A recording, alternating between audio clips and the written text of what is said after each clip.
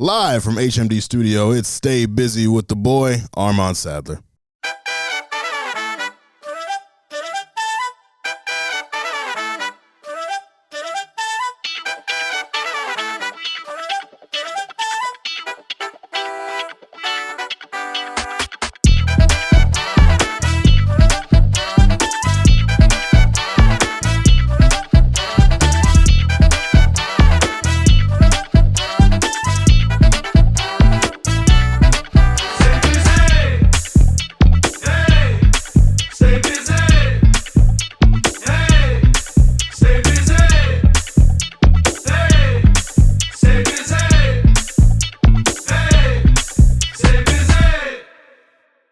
Yes, sir. We are back. Happy New Year to you all. Ladies and gentlemen, welcome to another edition of Stay Busy with Armon Sadler, but we remixing it. We here for busy sessions. I'm Armon Sadler, vegan chorizo poppy, founder of Bald Nigga Ballers. Yeah, I mean, that's really it. I'm that guy. I am him. And I'm here with one of the other hims, my guy. You know I don't do the show alone. Co-host, executive producer. How you feeling? I'm feeling great, man. I'm feeling like it's brand new 2022. I'm feeling good, man. Mm-hmm. What's up, y'all? Nic Earley, executive producer and co-host and Stay Busy, the kombucha king that makes your heart sing, the water jug warden, the coconut water connoisseur. You know I like to stay hydrated. Connoisseur? No, you were a consultant before. A consultant. I'm a consultant. No, connoisseur better though. It's hard. And you know, we gotta keep our titles up, you know. So today I'm just water today. So yeah. Not a water jug, but a water bottle. I'm gonna come up with a name. I'll say it randomly while we're in the interview. Wow, that's beautiful. It'll be there. Beautiful. We are here for Busy Sessions. As you know, we launched with an interview with Reggie Becton. You all should check that out on YouTube exclusively. Yep.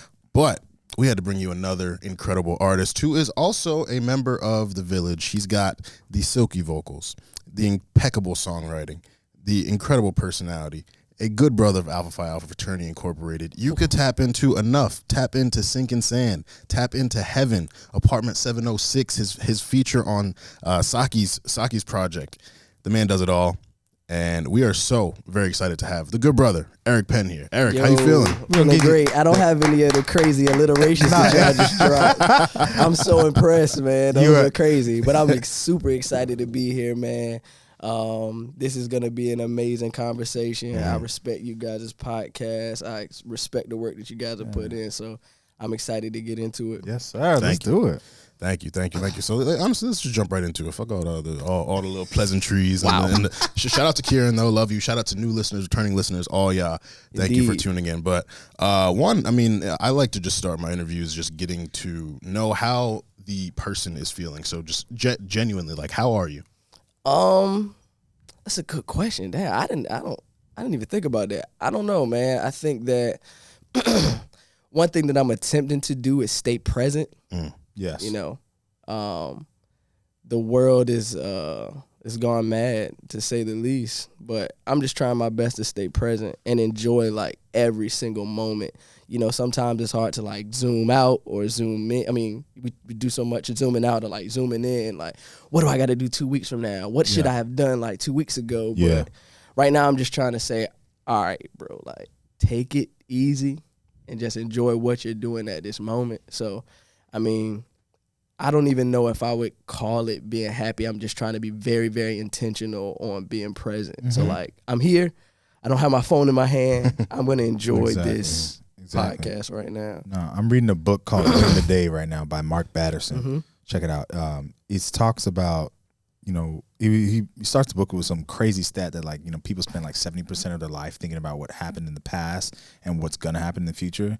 And one of the things is like a tag phrase of the book. He says, don't worry about dead yesterdays and unborn tomorrows. Like, focus on things. So Win the Day is all about building habits for focusing on. You can do anything for a day. Literally, you say, can I work out? You could work out for a day. But if you want to, you know, you have these goals to lose 30 pounds, you got to start by doing it every single day. Bruh, exactly. So it's just that is so on point. Yeah, bro. So, I mean, you know, it's like you said, it's easier said than done, right? Like, and with so many responsibilities, just being a black man in general, like, it's tough, but, you know, we all have to try our best to do it. And I think that, like, coming into 22, like that was my thing. Like not Right. a New Year's resolution, but like every morning, like, okay, take your time, be intentional. Like, yes, you have children. Yeah. Right? Yes, you have a wife. Yes, you got these responsibilities, but like take your time and make sure that Eric is okay, being present in the moment. Right. So that's like literally what I've been trying to do. And it's fucking hard. It's super hard, bro. Yeah. So yeah, I mean, I'm just trying my best to be intentional right now. That's like what's be present right now. Love it. How do you feel fatherhood and marriage have impacted your career, if in any way? Like, how do you feel it's created integrity with my pen. Right. Like I can sing, right? Like I can sing, but I always say this. The greatest artists have an ability to tell truth with their pen. So I want to make sure that, like, I have 2 daughters, right? Raising 2 little black girls in New York City. It's something I never thought I would do, number 1. Right. And number 2, I want to make sure that anytime my children revisit my music, they can say, oh, I can see why Dad would write that. Like, I'm not writing nothing about the Glizzies, bro. Never. You never gonna hear me write nothing about the Glizzies. I'm not a Glizzy nigga. You feel what I'm saying? Oh my God. I'm not gonna do that. Like, it's just again, intentional. Yeah. Right? Like, this is my life. How can I write something from my perspective and then be cool with it? Like, once I'm done writing something, I'm, all right, can I stand by this work? Right. So I think that, like, having children, like putting somebody to bed, brushing somebody else's teeth, feeding somebody else, you feel what I'm saying? Like, and really caring, like having unconditional love for somebody. Once I sit down and write my music, I want to make sure that they understand the truth in what I'm writing. Right. If I die and go tomorrow, I'm proud of them hearing Songs I Wish You Heard. Wow. Right. Or anything that I put out, Heaven. Exactly. Right. Yeah. Like, I want them to be okay with that. I want to be okay with them hearing that. Like, I don't want to be the guy that has to turn his music down if I'm riding with my child. Like, it may be a few cuss words here and there, but, like, you know, that's everything great. that I've written, I have that in mind. Like, I don't want my wife to hear something and feel disrespected. Like, it's truth in it. Like, hey, man, this song might be about another woman at one point in my life. Yeah. But I can say that with integrity. Yes. Right? And I can tell her that. You can own it. Exactly. Own it. Yeah. You know, it's so all I about mean that, you know, you'll never hear me like talk about something that I feel like I can't stand by. So that's the most important part, I think. To me. I'm sure I've heard a lot of artists. I've had artist friends who's had debates, if you will, or heated discussions with their significant others when they do tap into the artistry of writing songs about past lovers or past situations. What has been, I guess, your unique approach with your wife and your partner of how that dialogue goes with when, you know, you're in the studio, you hear a beat and you're like, yo, I'm thinking about Homegirl. Yeah, I'm moved. Right. I've moved to been think about moved. Homegirl, Yeah. and I'm going to flip the experience. It's going to be authentic. But so like, and so then when you playing her to reference, and she go, ain't that about how is, you know. That's what's that? happened though. Yeah, like yeah. really though. Like that ain't about me. You damn right it's not. It's not. You're right. It's not about you. Right. I think that like number one, my wife is my nigga first. Straight up. I can be authentically the artist version of myself because I'm authentically Eric with her. Yes. She knows me. Yes. Like we can go out to the club and she was like, she bad, right? I'm like, yeah, she is, right? Like I'm okay. Like I never have to have that feeling of, you know, insecurity around writing my music. She also knows that I feel, you know, about myself, I'm purely an artist. Yeah. So if I feel something, you're doing me a disservice to not allow me to route it, right? Yeah. I have to get this out of me, Yeah. right? So if you really do care about me, you're going to let me say what I need to say about this, right? Like my feature on Saki's project, Apartment 706 ain't about my wife. It's not. That's not about her. But when I moved to write, I got to let you know, and I also believe that when I moved to write, because I feel like I'm so connected to my pen, that's God speaking anyways. Yeah. It ain't me. Yeah. I ain't that good, bro. I'm not. Be a vessel. You know? Be Yeah, a exactly. That's what I simply am. So if you don't let me do this, if you don't let me get this out of my system, then it's doing a disservice to me, which then will build resentment, which then will be a disservice to our relationship. So wow, the things you learn on the other side of 30, the other side of a ring. Wow. Yeah, man. You know, so and I feel like, you know, if you truly want a strong relationship, you gotta have that. Yeah. You gotta have the honesty. You gotta have the ability to say, like, you know, I'm going to do this. I'm gonna write this. I'm going to say this. I'm not asking. I have to, right? For the betterment of me. I gotta get this out. Wow. Right. So I think that we've been friends long enough. Not even like, you know, you can say lovers or passionate, but I say our friendship is the foundation of our relationship. As We've been friends long enough for me to be like, bruh, I just wrote this crazy ass verse. And for her to listen to it and she'd be like, who is this about? Or not catch something, the simile or metaphor here, and she'd be like, whoa, why'd you say this? Right? And for us to break that down together because she knows I need to do this. Or if I'm having a hard time writing something, she doesn't give me a hard time about not like putting this toilet seat down or some wild shit. Right? Because I'm in my head about something completely different than a mundane task like putting a toilet seat down. Right. So, you know, I think that number one, I got lucky with the person that I, you know, God blessed me with. But, you know, I think that in any relationship, that's whatever you do. If you're a fucking banker, you're on Wall Street, you got to be your authentic self doing whatever it is that you're doing. And if you're not going to be good at it. That's a beautiful thing to be in step with your partner and like to then be a fan of the music too. Absolutely. To like when you playing references like, ooh, run me back that line. What you mean? That's just beautiful. She definitely, or she'll be like, oh, I like the beat to that one. Or she'll straight up and down be like, that ain't it. That ain't it. That ain't the one. You know, which is just as valuable. Exactly. Music is art is subjective, but like I really enjoy it when you think this one is good. Yeah. Right? Or my daughter should start dancing. Yeah. Daddy, is that you? Like, yeah, that's me. That's me. So I already got you. I'm validated now. Right. I got your validation because you already said, you know, grooving, you acknowledged it. So, you know, those are the type, at this point, bro, that's what I'm looking for. I ain't looking for the unsaid. You're looking for the unsaid. Absolutely, bro. You know, I think that I've reached the place in my life where it's not even about like, oh, this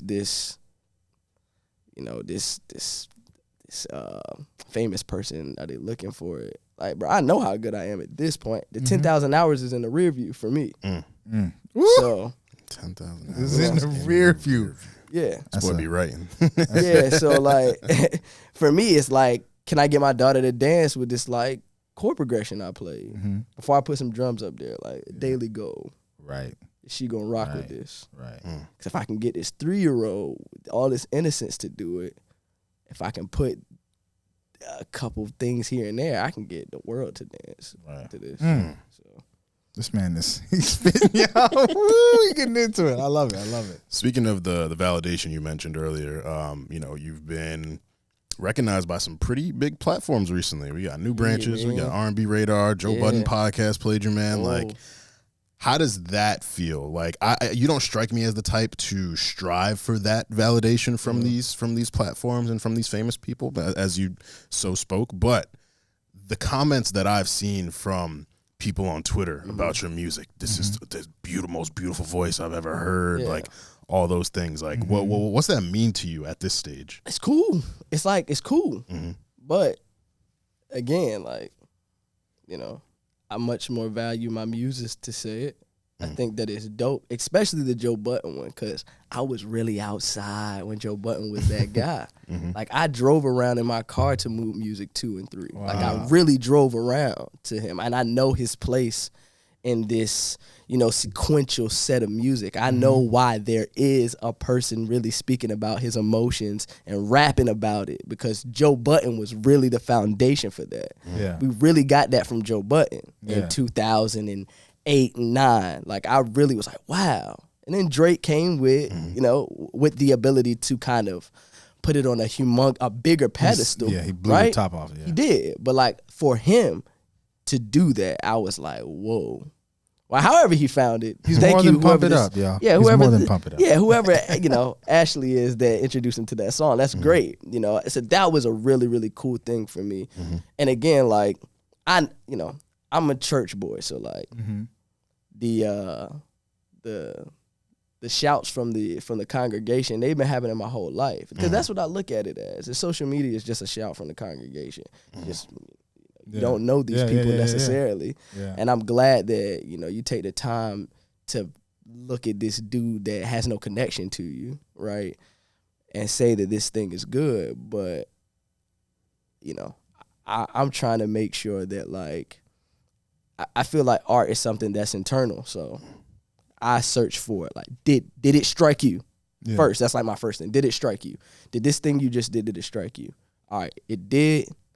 Now let's see if it strikes somebody else. So if I were to do all of this stuff and I didn't feel in touch with it, it doesn't matter to me. But like, I'm really, really proud of it myself. Yeah. So the people saying like, oh man, this is awesome work. That's like icing on the cake. Because I'm already like, damn, like you really put the work in. You really have this through line and you finished it. And now people are saying something great about it.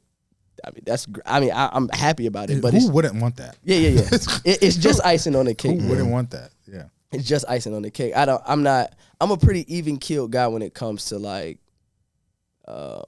responses to music. Because the song that I think is the one could be some shit to somebody else. Or it could not perform anywhere near the song that I'm like, ugh. Really? Yeah. Like you like this shit. Right. It's like Tyler said in that interview. Yeah. It's reference points. It's exactly. Like, that's all life is for real. Yeah. Right? What I think is the stuff, if you're from a completely different region of the world or like don't get this language the way that I get it or don't get the words that I put together the way that I do, you may not feel it the way that I do. Straight up. So, everything is subjective at this point. And doesn't invalidate it for the individual. Exactly. So I'm at the point now, like, for these next 4 years, like I tried to make like a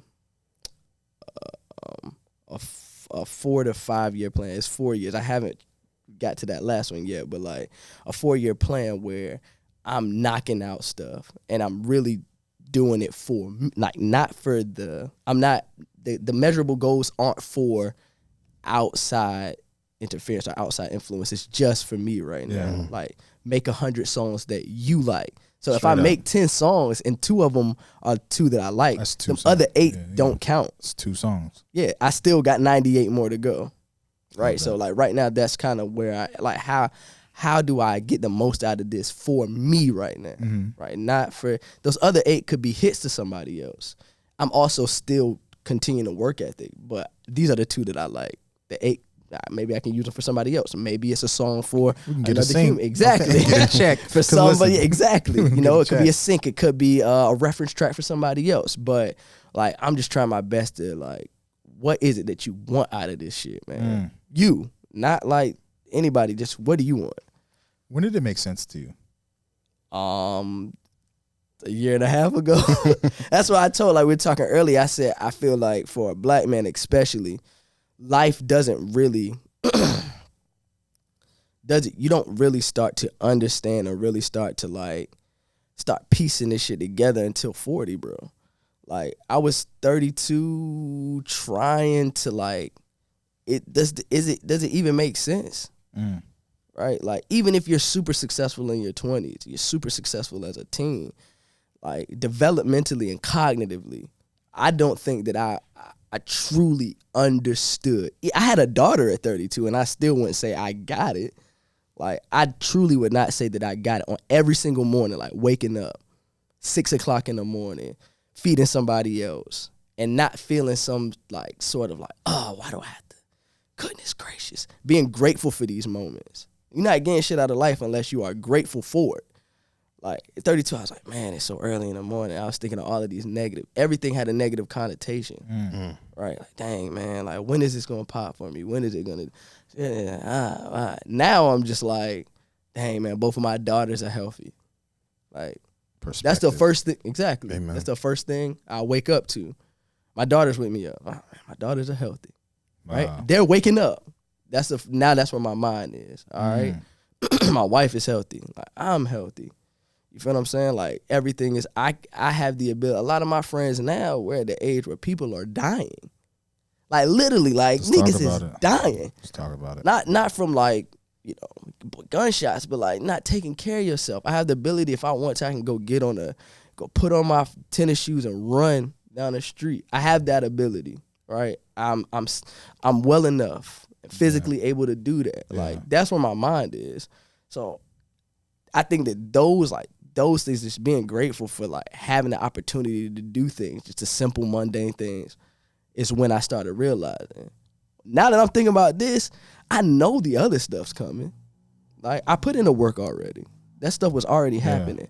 But I wasn't grateful for the opportunity to put it in. Like put in that work. Now I put in the work, like, damn, man, I got an opportunity to do this, to take the time of day to write this song, or not even write a song, listen to this beat, come up with a couple cool lines that I can use, maybe not, right? I know that it's coming because I'm just thankful for that. Wow. You know, that's it. Like, You're that's flowing. literally the difference in my life. Like, and I think that the older people get, especially black men, bro,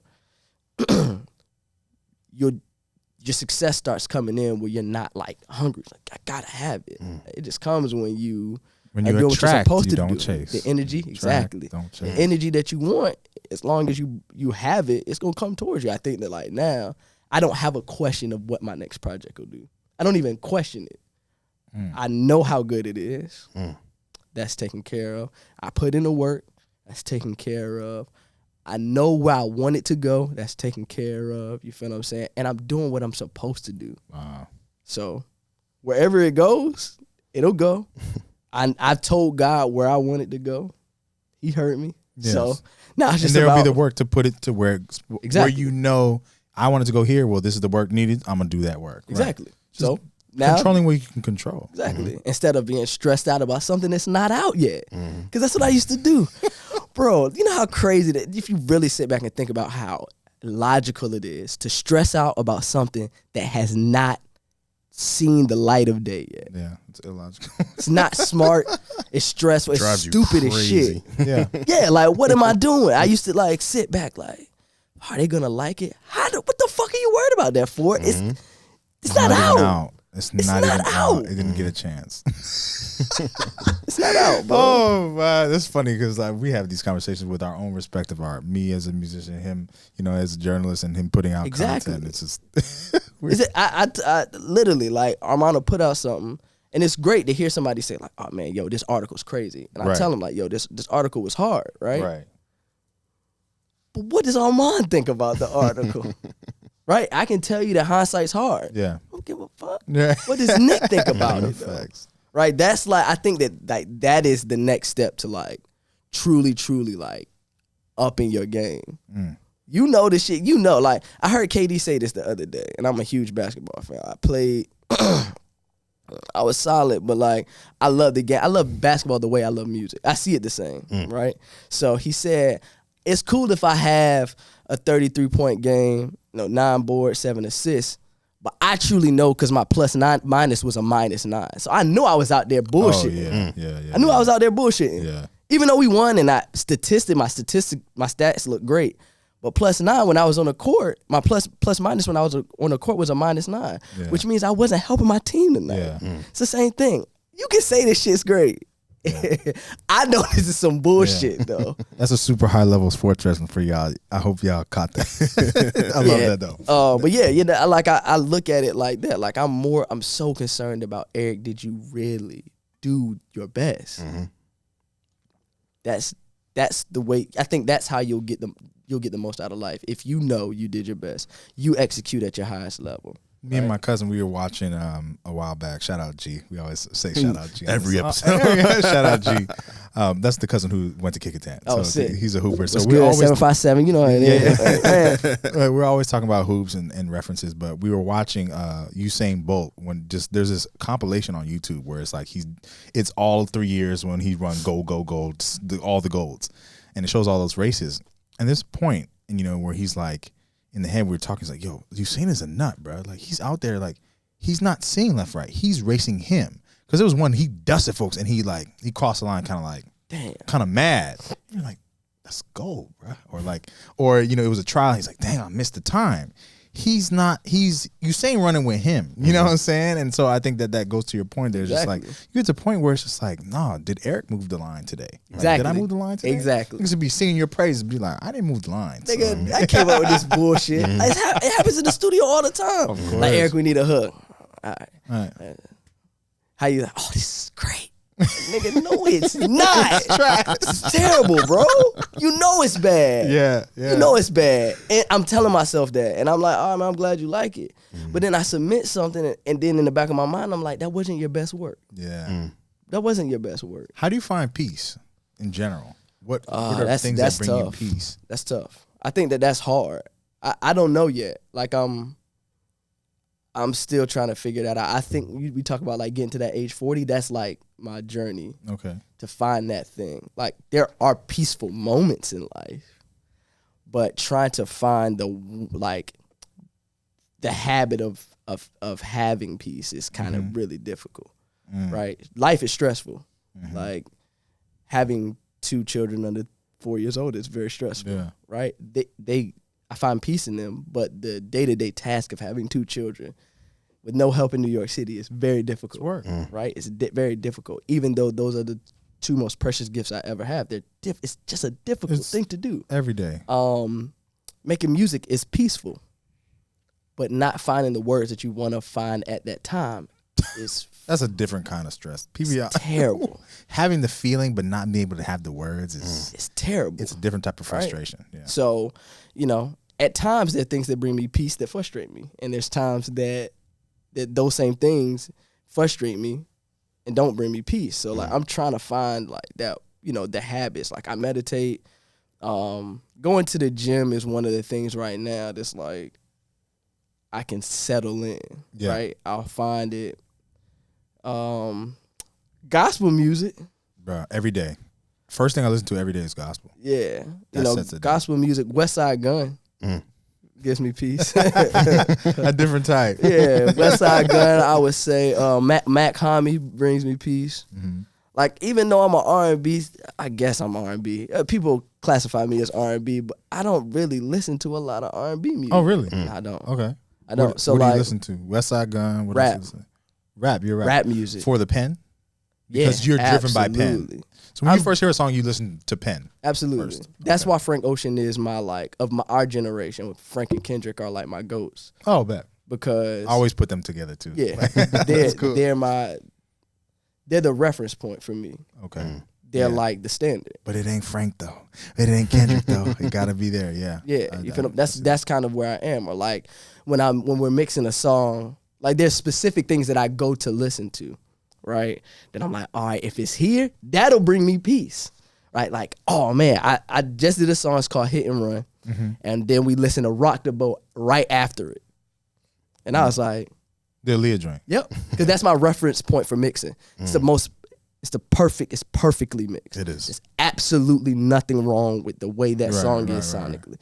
So we did the song, we mixed it, we mastered it, and then we listened to Rock the Boat. And I turned everything off. We just turned everything off. I wrote a J, and I just sat there. I was like, by George, you did it. You did it. Nigga, you did it. And I was so proud of us in the moment. Like, damn, we did that. You feel what I'm saying? Now, when we went to go do another song, I was stressed out within the next, you feel what I'm saying, like 2 hours. Because we set a standard. And now we need to make another one of these, right? So it's just very difficult because it's always like waning back and forth. Yeah. Like this thing could be peaceful, but it could drive you crazy the next second, right? So I think that like as I try and find peace, right? Because honestly, before I wasn't like that's not something that I'm the type of guy that's like we gonna work this till the wheels fall off, and we gonna do it or die trying, But now I've started to understand like there's a difference from being content and settling. Of course. Right. So contentment is the state of being, the happiness, right? And which it seems you found. Yeah. Which is why I asked you peace, because those are for me the barometers, the joy, the peace, and the patience. And so it's like, how can I maintain the habit of trying to hold on to I'm learning those? to be content. Yeah. I wouldn't say that that's something that I found at a consistent rate. I'm just learning it. I'm learning it. And I'm learning it's not. It's so difficult. So like I'm learning that, this one thing could bring you peace. This one thing could bring you frustration. How do you learn to self-regulate when it's not bringing you peace? Mm-hmm. Right? That's my thing right now. Yeah. Like whatever I'm doing, if I feel like frustrated, if I'm shooting, if I go outside, shoot a little bit. At basketball practice, if I'm coming off a screen and I just cannot seem to set my feet or get the shot off, it doesn't mean I have to. I get to stop right there, right? Like no coach is going for that. At least my coach wasn't. You feel what I'm saying? Yeah. So like in music, I have the opportunity to put my pen down and say, all right, this isn't working right now. Go take a break, bro. It's actually okay to take a break. And that's the thing that I'm trying to figure out. When is a good time to do that? When is a good time to like push through? You like two bars away from getting where you want to get at least. Mm-hmm. When is it a good time to keep going? So like I just think that that's an ongoing conversation for me. Like I'm learning the ability to have peace, learning the ability to be proud of the work that I've done, learning the ability to like chill out for a second. You know. So I think, and plus all of that's subjective. Everybody else can think that like, oh, this nigga Eric got mad. Peace. I'll go home and be like, bro, you seem so calm. Like, yeah, I'm at home though. Y'all niggas ain't doing shit. So of course, compared to you, subjectively, you think that I'm at peace, or you think that I'm content, or you think I'm doing well. But bro, I got so much more to do. And that constant battle in my head is like, all right, bro, it's okay. Where you are right now is okay. Yeah. Right? Take a step back. Yeah. It'll be okay. And I think that that's what I'm learning how to do right now. Yeah. That's beautiful. Yeah, man. So you alluded to the upcoming project a little earlier. Yeah. I heard it. It's great. Thank you, man. I ain't heard it yet, but I'm gonna get there. I'm gonna get there. But you know, when we spoke about it, you had a very, elaborate explanation for your mindset or where you're at. So I kind of just want you to talk to, the listeners about what this project means to you, because, I think upon hearing it, they're gonna recognize that it's definitely different from songs that I Wish You Heard. Yeah. But it's a good different. Yeah. So this project, like, bro, so just like a backstory, during the pandemic, I had to kind of recalibrate what music was what making music was, right? Am I just gonna make songs, or am I gonna make songs that hit hard or hit home for me, right? And being a kid from Virginia who has experienced some wild shit, I wanted to make sure that I took that time to make something that when I go back and I listen to it, I'll say that Songs I Wish You Heard is a highlight of what I can do. Mm-hmm. But this project is the highlight of exactly how I feel. Mm-hmm. And though that is the separation of it. You will know me as a person after you listen to this next project. It's important. Right? Please listen. You may say, oh, this dude is talented. He can write when you hear Songs I Wish You Heard. Right? But when you hear this, you'll say, oh, this is where he stands as a human being. As far as we're talking about integrity and all of those things, this is where I stand, right? So I think that I took the time to really, really erase predicates that didn't feel right. Like, literally, this don't fit. This one word doesn't fit. We're going to restart. We're going to make sure that everything sounds exactly the way I want it to. Like, I had somebody else set the track list for Songs I Wish You Heard. Nobody did anything with this project, though. This was every single thing that I wanted to do. Everything that I thought I wanted to do. It encapsulates me as a kid growing up in the church. It encapsulates the fact that I was the one cousin that wasn't allowed to go outside when niggas was shooting outside, or when some shit was about to go down. You got to stay in the house because you the ticket up out of here. Yeah, you was the special one. Exactly. You got to stay in the crib. Or, at least stand by the screen door. You can watch, but you're not allowed to go out there. Originally, I'm from Norfolk, and I grew up in a place called Park Place, which is not a good place. Fortunately, God blessed us enough to move to Virginia Beach, and I got to see a different side of things. But when I was a kid, this is like the perspective of me. This is the things that I thought. These are the things that I've seen. So I think that I made sure to to make it very clear where I stand, not just as a musician, right, but as a human. And Songs I Wish You Heard was my musical talent. I think that this is the clear perspective of how I feel and what I want to say, right? So that's why I think I'm the most proud. I think it's very like intentional. Like you're gonna know, like, oh, you know, I have a one of my favorite lines on the project is, this is the first melody. This is the first melody of the bird that's just been freed from his cage, right? Things like that. Like that's where I'm coming from, right? Like I think that, you know, living in Virginia and then moving to New York, like I got to see overt racism in Virginia appears much more covert. Backhanded. Right? Yeah, absolutely. Microaggressions. Exactly. Yep. You know, the no look pass, right? The no look, the no look racism. My God. Right. So That's a great way to put that it. is factual. This project is me speaking on all of those things, and I've like I said before, it's very hard for me to be proud of my music, but this project, these songs, You feeling it? I can't believe I did that. That's when you know you've done something. Yeah, exactly. You were at the constant barrier of your abilities. Yep. That's when you're pushing it like, yo, this sentence is not right. Yeah, This word, exactly. it's awkward to say this vowel. Let me try another absolutely. Because, you know, as artists, you know, when you're making songs, you can like the whole part song, and then there's that one like nagging. It's gotta go. It's gotta go. I commend you for taking the time, because naturally as artists, that's what we want to do. And then we'll have people saying, you're overthinking it. You're killing the vibe and doing that. But I think at the end of the day, if the achievement is peace, because you could put it out and people may like it. People may not like it. But the achievement is I'm at peace with it. And I told you this when with my records, I had, thankfully for me, after my first project, I was like, I was past the like, people are going to like it, people not. I was past that early. So I'm like, at the end of the day, I just got to be at peace with what I put out. Absolutely. So that's a beautiful place to be in, man. Yeah, man. I think that being okay with a project, like this is the first time. Like whatever it does, it does. Because I'm working on the next one already. Come on. You feel what I'm saying? 2 and 3 like, projects ahead. Yeah, but whatever this one does, because I'm so satisfied with it and I'm so okay with it, right? That it is what it is, you know? And that's the first time I felt that way. Is Penn your government? It was written. Real name, no gimmicks, man. It was Drizzy said it best, bro. It was, oh, wow. I didn't even, wow. It was written. Wow. I didn't even, wow. See, God be doing what he do. Yeah, dog. So yeah, man. You know, I never really thought of an artist name, bro. Like most people call me Mark because that's my first name. Okay. Okay, I didn't know that. Mark Eric Penn, and I'm a junior. So the story is when my mom is screaming, she wanted to make it very clear. My dad is Mark. I'm Eric. So there's a clear. Yeah.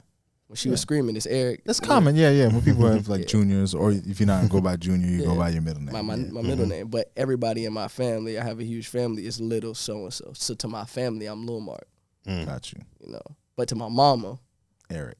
I'm Eric. I'm Eric. Bring that ass here. Yeah, exactly. I'm a clear Eric. How many siblings do you have? One little brother. Okay, so you're the oldest. Yeah. Definitely. You carry a older child mantle. You do. Yeah. I feel like that. Yeah, if your little brother was as wild as my little brother, you have to shout out William, man. He's a special being, man. William Penn. Yeah. Mr. Penn. Yeah, he owns Pennsylvania. He'll tell you that. I was like, William Penn, I know that name. Yeah, he'll tell you that. That's too. hard. But yeah, you know, I think that I've had to carry the older brother mantle very well because, you know, I didn't get in trouble in school. William did.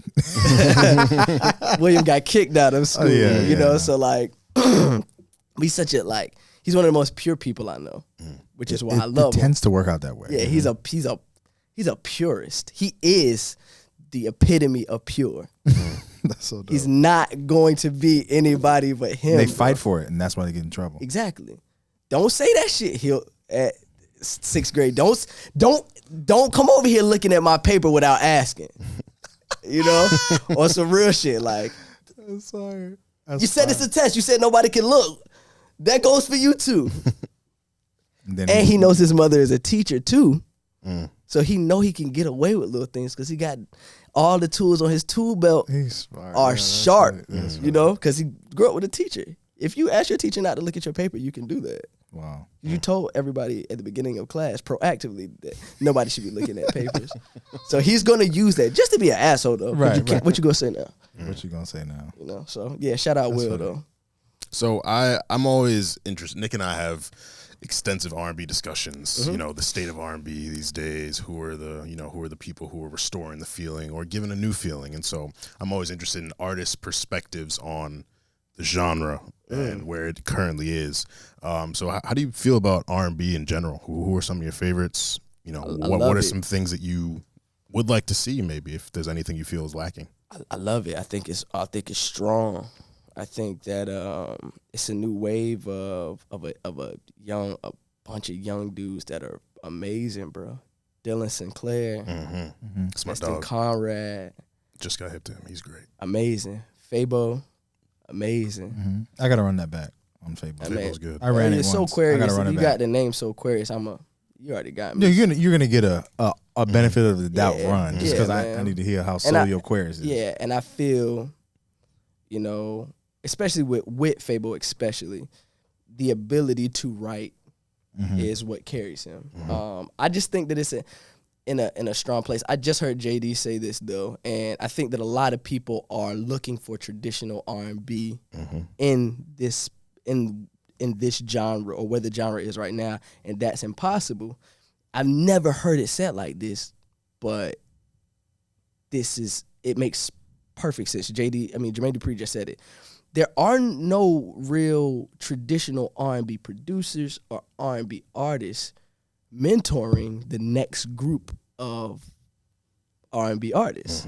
So the reason why the sound has no real connection to that is because they don't have any connection to it. Summer did it. What happened? She was writing with Sean Garrett. You got a very, very, some of those songs on the last Garrett, the project, Penn. very, very traditional. Ari went and sat with Jermaine Dupri. She got pressure out of it. Very, very traditional. That song is hard. It's amazing. Right? Pressure? That song is Hard. To the moon. generational. That song is literally that. But I think that, like, I'm okay with the bending of it. Like, do what you want to do with this thing. I've always been that way. Whatever genre it is. Like, do what you want to do. I think that the more ability to bend it, it just helps the genre to grow. So, like, I think it's in a great spot. I love everybody that does. Like, if you have the balls and audacity to come out here and call this R&B, Yeah. I'm around for it. Like, let's see what it is, whether I like it or not. Because I know that a lot of shit is not for me. That doesn't mean that it's bad, though. Yeah. It's not for me, right? There's a lot of projects that just, plus I'm a stickler, bro. I'm a stickler. Like, I used to get off stage and my mom be like, oh yeah, I'd be like, how I do, mom? She'd be like, yeah, it's great, but you know, you were flat at the end of that. So I'm gonna do the same thing. Like, it's a lot of songs I'm just like, that didn't connect, or I didn't feel that. And I am from the generation of what I would consider the golden era of R&B, right? So, confessions, like, I got confessions when I was in the eighth grade. Yeah. That's when I got there. I got confessions when I was in the 8th grade, bro. So, like, one of the most influential developmental stages in my life, I got what many people would consider the greatest R&B album of this generation. So, like, it's very difficult for me. You know, we talk about reference points. If I go listen to your project and then I go listen to Confessions, you know, Hard. or I go listen to Mary J. Blige's What's the 411 and then I go listen to this, like, or I go listen to I Just Want to Sing and then I go listen to this. Ooh. You know, you feel like that's when I grew up listening to R&B, or that's when R&B, like, It grabbed you. that's when I wouldn't even consider myself an R&B head. I'm just saying, like, when I realized, like, oh man, you can do this with this genre.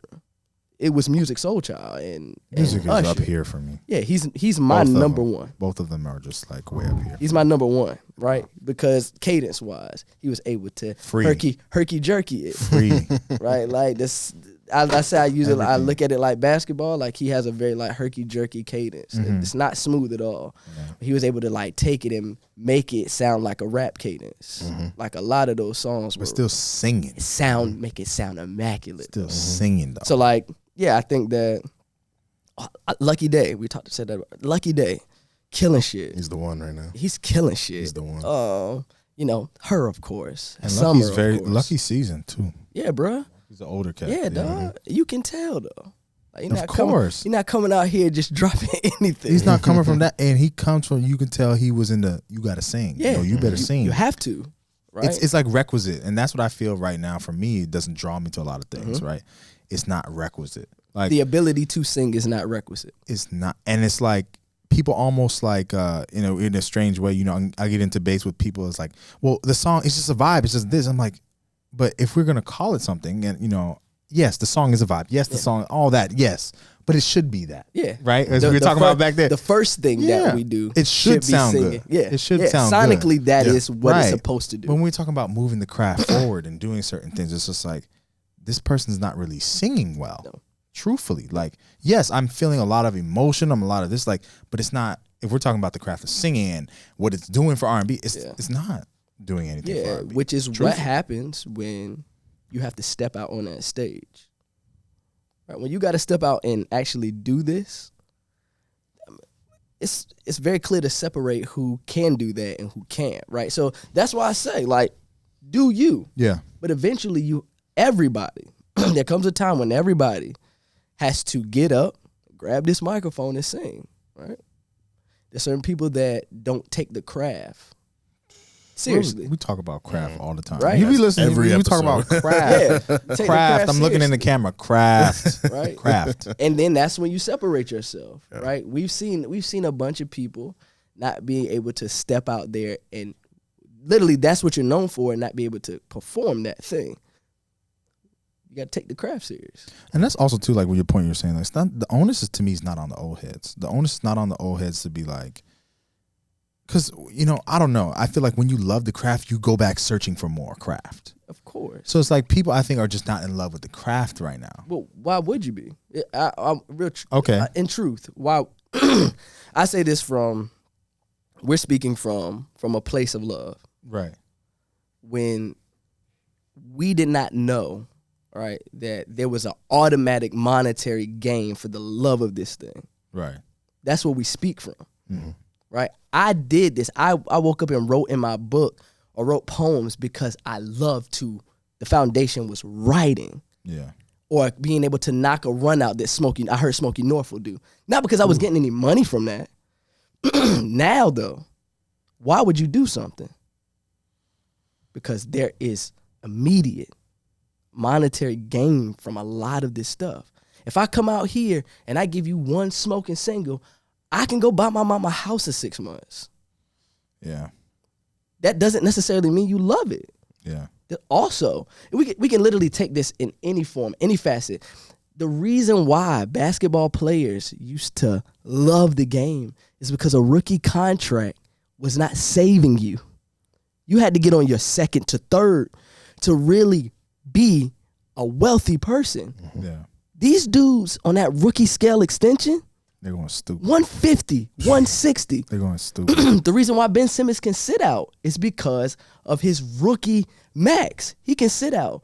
If this was 20 years ago, he wouldn't be able to do that because monetary gain changes the reason why you do something. Yeah. Like the reason why you say, a lot of people say, oh, after he got that money, bro, he wasn't doing shit else.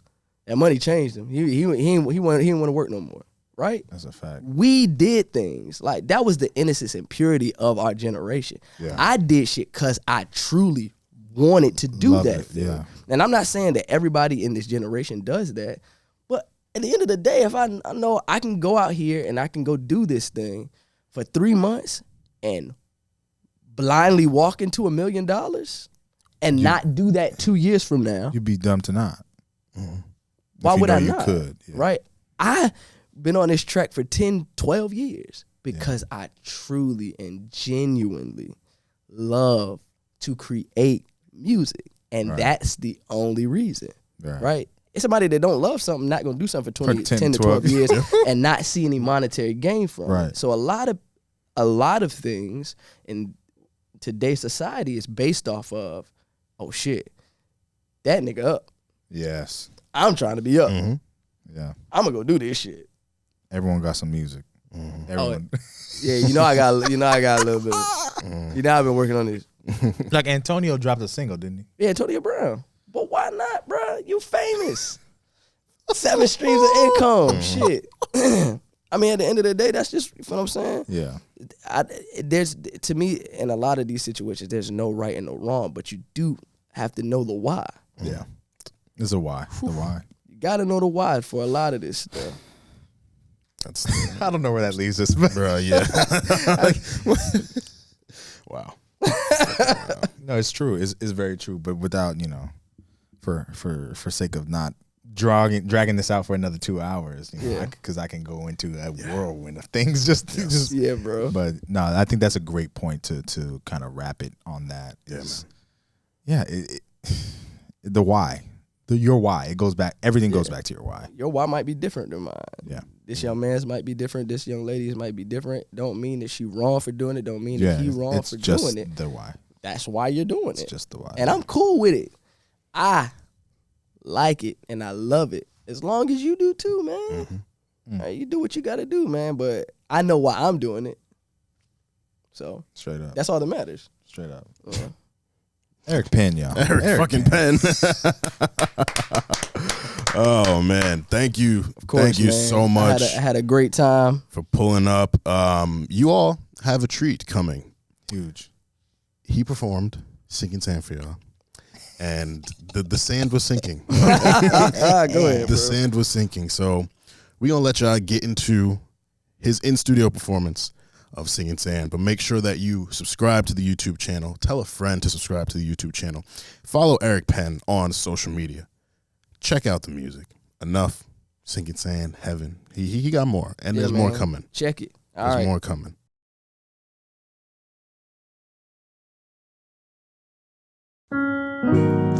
The saying goes, if it stays, let it stay for a little while.